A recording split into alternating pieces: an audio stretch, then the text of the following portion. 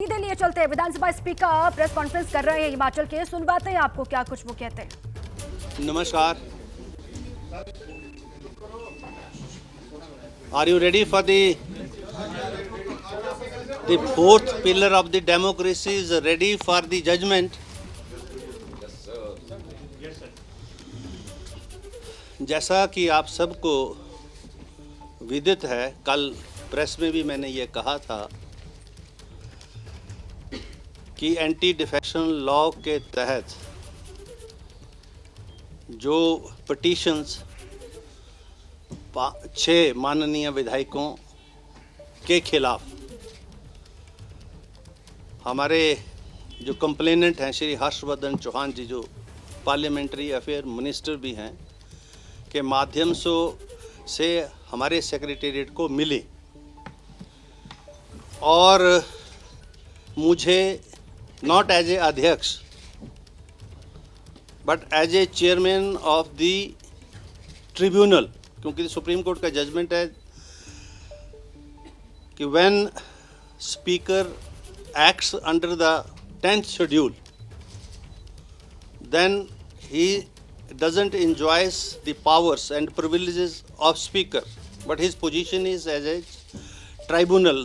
This is a tribunal, and here I am in the shape of a tribunal judge or whatever you want to say, and here is the registrar, my secretary. So this pronouncement is in reference to those observations made by the Honorable Supreme Court and the various High Courts in the various judgments. ये जो 6 माननीय हमारे हैं जिन्होंने चुनाव तो Congress party से लड़ा और जो एंटी डिफेक्शन लॉ के जो प्रोविजंस है, जो इस पिटीशन जो मेरे पास दायर हुई उसके प्रोविज़न उन्होंने अपने खिलाफ अट्रैक्ट किए और उसी के ही संदर्भ में ये पिटीशन यहाँ पर जो है पार्लियामेंट्री अफेयर मिनिस्टर के माध्यम से हुई। और मेरा जो ऑर्डर है ये बहुत एलैबोरेट है, एग्जॉस्टिव है और लगभग इसके 30 पेज हैं, जिसमें मैंने जो कल माननीय जो हमारे learned advocates from the Supreme Court, from the High Court, for petitioner and respondent appear हुए, उनको मैंने पूरी हेयरिंग दी, एग्जॉस्टिव हेयरिंग। लॉयर्स जो थे वो बार बार पेशाब करने जा रहे थे, मैं बैठा रहा और मैंने कहा I will be hearing you if you want to continue with your arguments up to 8 o'clock, 9 o'clock, 10 o'clock, 11 o'clock, 12 o'clock. She concluded the arguments at 6 o'clock. It started at 4 o'clock, and one advocate took 1 hour and 10 minutes, the other took nearly 1 hour. Exhaustively they were heard. The record was perused. There was, because Mr. Jain was time and again referring to he should be given more time. There is no need to give more time. Reason being, it is a matter of record. The petition discloses that the 6 members, when the party has issued a whip to them, they defied the whip. And whether it attracts the provisions of the anti-defection law or not, this point I have to see. And it is a matter of record. The honorable members, they were present here. They have marked their presence in the Vidhan Sabha register that we have seen. That is a part of the record also. And when these cut motions and the demands were put to vote, they were not inside. Yesterday also the finance bill, when it was presented in the House and it was to be passed, they were not there in the House. So they had defied the whip and they have attracted the provisions of the anti-defection law. And the judgment part is, and you can ask further questions also. Consequently, after this, I hold that the respondents have incurred disqualification under para 2, 1, clause 1, sub-clause A of the 10th schedule, and therefore I hold and declare that respondent number 126 ceased to be member of Himachal Pradesh Legislative Assembly with immediate effects. This is order. They ceased to be the member of this august house, honorable house. Now, the rest of the things, if you want to know much more, then you can ask me.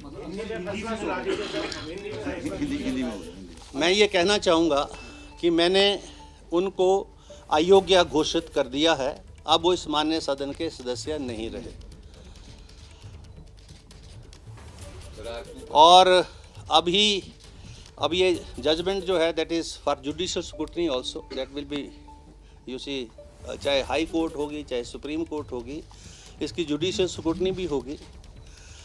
मैंने अपनी तरफ से ये प्रयास किए हैं कि दोनों पार्टियों को पूरा टाइम दिया है, और मुझे इसलिए इस ऑर्डर को जल्दी करना था क्योंकि एंटी डिफेक्शन लॉ के अंदर जो इंटेंशन है उस लॉ की, और कमीशन जो लॉ कमीशन की जो रिपोर्ट्स हैं वो ये बोलती हैं कि आया राम गया राम की पॉलिटिक्स नहीं होनी चाहिए। अगर आप एज ए कैंडिडेट जब शपथ लेते हैं और शपथ लेने के बाद किसी पॉलिटिकल पार्टी का कैंडिडेट बनते हैं तो आपको जो है उसी ही पार्टी और विचारधारा के साथ रहना चाहिए। जिसका दूसरा पार्ट भी है जिसमें जो है जो प्रोविज़न ऑफ व्हिप नहीं है, जो राज्यसभा की वोटिंग है उसमें व्हिप नहीं है, इसलिए मैं उस पार्ट को छेड़ा नहीं।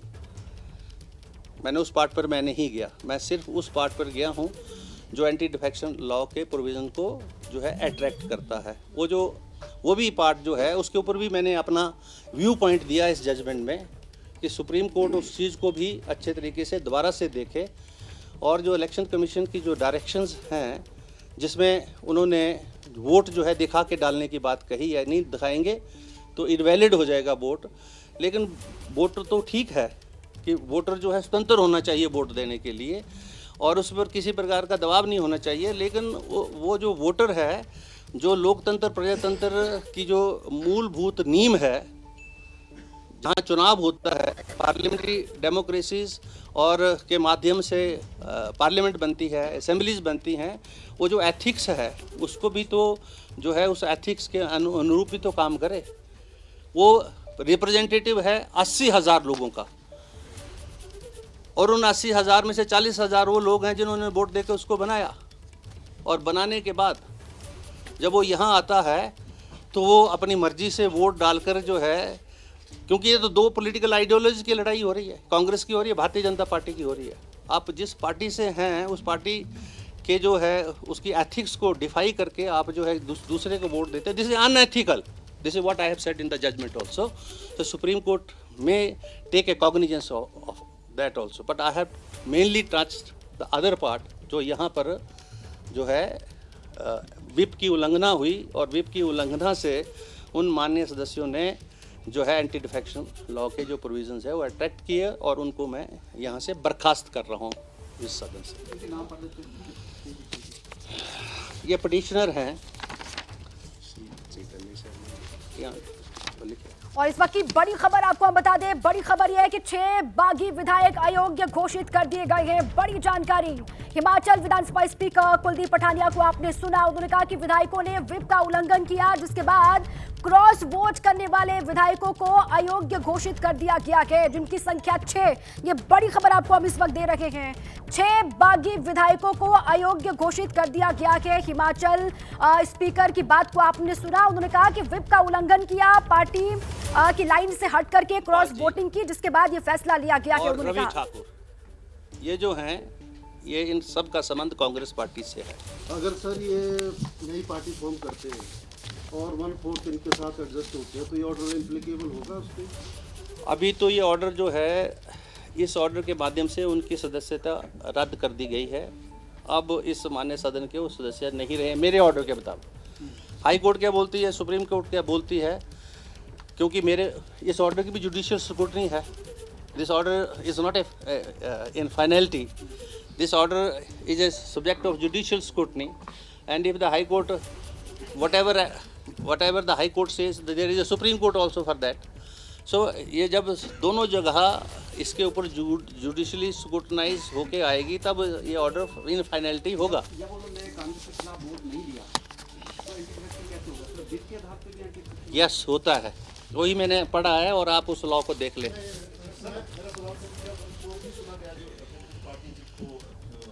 उनके लॉयर्स थे, क्योंकि दे उनकी पर्सनल अपीयरेंस के लिए उनको इन्फॉर्म कर दिया।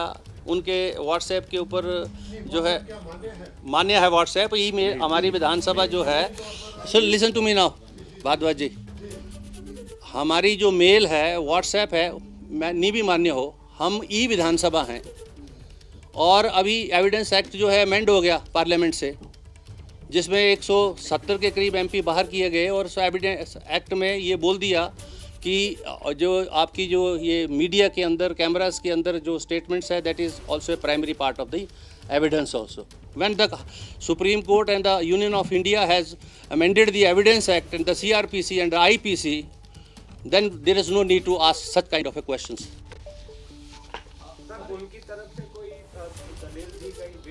उनकी तरफ से बार बार वकील साहब एक ही मुद्दे को बोल रहे हैं, मुझे और टाइम चाहिए और टाइम चाहिए। मैंने कितना टाइम चाहिए आपको, क्योंकि ये इशू तो ये है कि चुनी हुई लोगों के द्वारा मेजॉरिटी की सरकार। तो बड़ी खबर यह है कि हिमाचल में जो 6 बागी विधायक लगातार अपने तेवर पर अड़े हुए थे, उनको अयोग्य घोषित कर दिया गया है। बड़ी जानकारी आपको इस वक्त हम दे रहे हैं।